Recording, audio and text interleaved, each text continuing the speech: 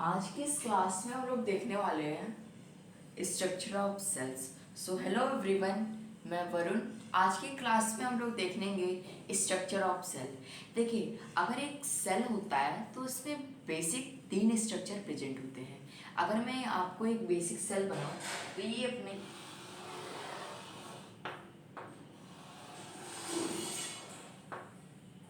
अपना animal cell बना है, प्लांट सेल बना रहा है। अभी ये अपना न्यूक्लियस हो गया, ये अपने ऑर्गेनेल्स हो गए।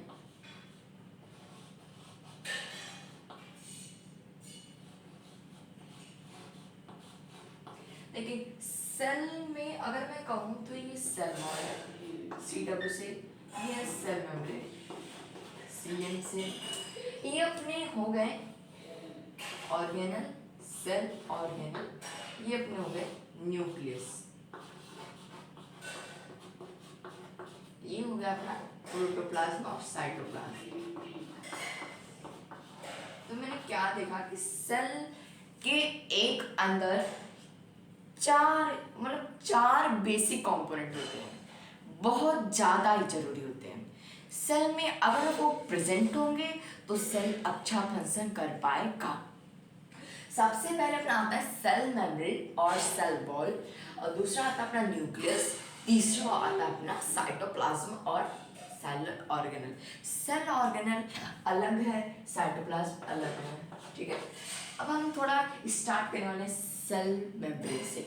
सेल मेम्ब्रेन को डिटेल में देखेंगे, फिर अगले क्लास में स्ट्रक्चर ऑफ सेल मेम्ब्रेन देखेंगे।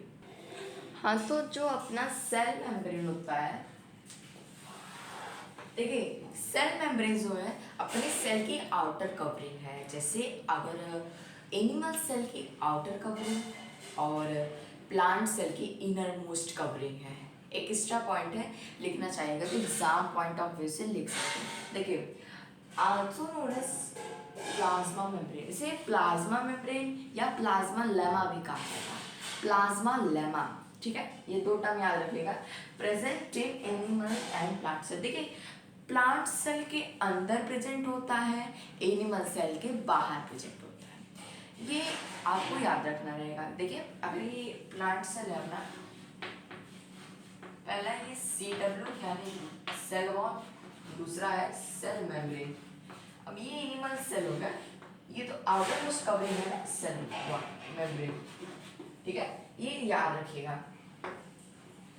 और ये एक फ्लेक्सिबल मेम्ब्रेन होता है, और मैंने लिखा outermost covering of cell of animal. एक पॉइंट था, मैंने एक्सप्लेन कर दिया है। और ये फ्लेक्सिबल होता है, यानी कि ये खींचाता है, मतलब एक प्रॉपर्टी है, ये टेंसाइल होता है। ठीक है, और ये लिविंग है, यानी कि ये लिविंग थिंग्स जो है जो सेल में प्रेजेंट है। ठीक है, और अगला पॉइंट मैंने लिखा है कि सेलेक्टिवली परमेबल मेम्ब्रेन। अगर मैं कहूँ तो एग्जाम में ये बहुत ही इंपॉर्टेंट है। इससे हम 5 नंबर का क्वेश्चन पूछते हैं, इसकी हम थ्योरी अलग से लिखेंगे।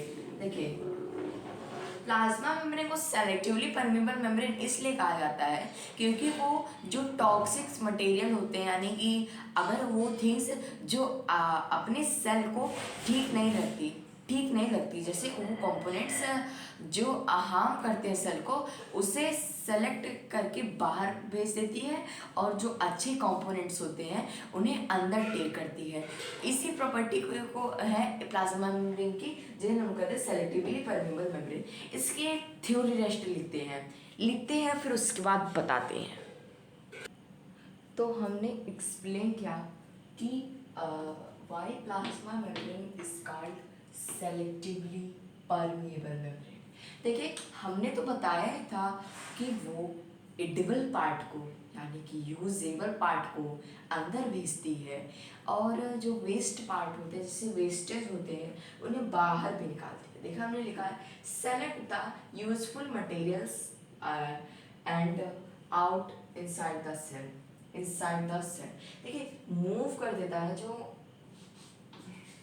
अच्छे न्यूट्रिशन होंगे, ठीक है, जो सेल को सुरक्षा प्रोवाइड करेंगे, जो सेल के लिए ज़रूरी होते हैं, उन सब न्यूट्रिशन को अलाउ करता है अपने से ट्रांसपोर्ट करने के लिए। अब हम लोग ट्रांसपोर्टेशन में पढ़ने वाले हैं, चिंता मत करिएगा।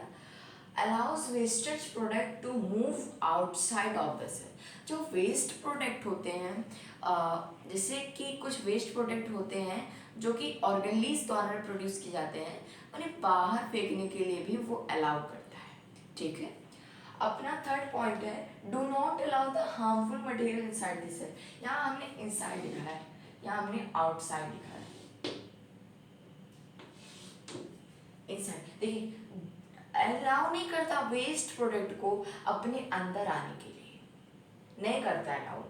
और छोटे छोटे मॉलिक्यूल्स जो होते हैं, प्रोटीन्स के हो चाहे आरएनए के हो, चाहे वो कहीं और थिंग्स के ही क्यों ना हो, चाहे वो ऑक्सीजन ही क्यों ना है, जब तक वो छोटे छोटे पार्टिकल्स में हो गए, मॉलिक्यूल्स में होंगे, तभी उन्हें वो ट्रांसपोर्ट करने के लिए अलाउ करती है।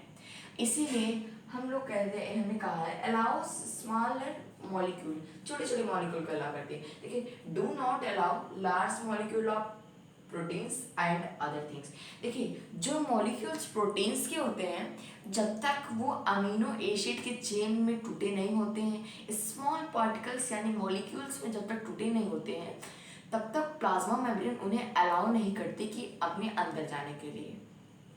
अब अगली हेडिंग है अपनी transportation across the plasma membrane, ठीक है। फूड का ट्रांसपोर्ट कैसे होता है प्लाज्मा मेम्ब्रेन के पास से, नोट करिएगा इसको। शुरू करते हैं फिर।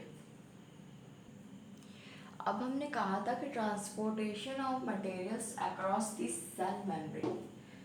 इसे पढ़ने से पहले हम लोग जानेंगे कि ट्रांसपोर्टेशन होता है दो टाइप का होता है, एक होता है डिफ्यूजन, एक ऑस्मोसिस होता है, ठीक है। डिफ्यूजन क्या होता है? The movement of the particles from higher concentration to lower concentration of mainly solid, liquid and gaseous particles.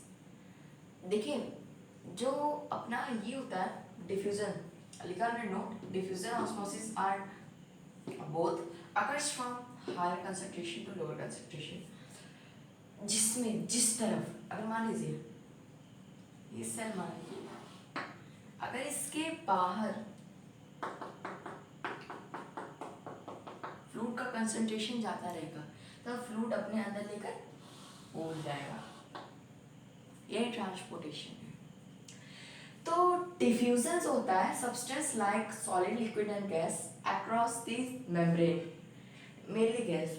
देखिए, गैस जो होती है ज़्यादा इस प्रोसेस के थ्रू ट्रांसपोर्ट होती है, और इधर ही ऑस्मोसिस देखते हैं, जैसे transport of water molecules from across the cell membrane. Water molecules को हम लोग सॉल्वेंट भी कहते हैं। सॉल्वेंट का ट्रांसपोर्ट होता है जब सेल मेम्ब्रेन के थ्रू, यानी वाटर पार्टिकल्स का। तो सेल श्रिंक होता है, ऐसे ही रहता है, उस प्रोसेस को ऑस्मोसिस बोलते हैं। अब हम लोग पढ़ेंगे टाइप्स ऑफ सॉल्यूशन। सॉल्यूशन में क्या क्या करते हैं सेल, सब देखेंगे। पहले ये डिफ्यूजन अगर होता है सॉलिड्स, और जैसे हायर कंसंट्रेशन है जहाँ पर किसी भी थिंग्स की कंसंट्रेशन ज़्यादा होगी वो लोअर कंसंट्रेशन की तरफ जाएगा, उसी प्रोसेस को हम लोग डिफ्यूजन या ऑस्मोसिस कहते हैं। मेनली इसमें वाटर पार्टिकल्स ट्रांसपोर्ट होते हैं, मेनली इसमें गैस पार्टिकल और सॉलिड पार्टिकल ट्रांसपोर्ट होते हैं। ये इंपॉर्टेंट है इन दोनों बीच में, ठीक है, नोट करिए। उसके बाद हम लोग जानेंगे कि सॉल्यूशन क्या है, ठीक है। सॉल्यूशन कौन से प्रकार के सॉल्यूशन, तो हमने कहा था कि आप ऑस्मोसिस बताएंगे। ऑस्मोसिस के 3 सॉल्यूशन होते हैं, hypertonic solution, isotonic solution, hypertonic solution. एक सेकंड करेक्ट कर लेते हैं। Hypotonic solution,